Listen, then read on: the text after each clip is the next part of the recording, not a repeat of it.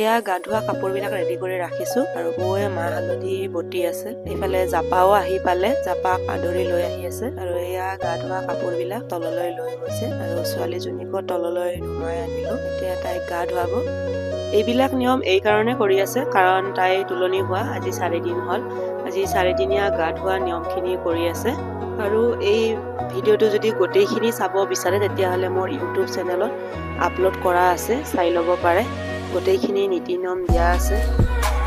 তাইক মামীয়েক আৰু খুৰীয়েক কেইজনীয়ে গা ধুৱাই দি আছে। আপোনালোকৰ ফালে কেনেকুৱা নিয়ম কৰে কমেণ্ট কৰি জনাব। এয়া গা ধুওৱা হৈ গ'ল আৰু তাই ইটা কাপোৰ পিন্ধি এখন এখন কৰি পীৰা বগাই আহিব লাগিব। তাৰপিছত পানী ঢালি থাকিব আৰু আমি তাই চুব পাৰিম। আৰু ইয়াৰ পিছৰখিনিৰ বেলেগ এটা ভিডিঅ' বনাই দিম, চাব ভিডিঅ'বিলাক শেষলৈকে আৰু মৰম দিব।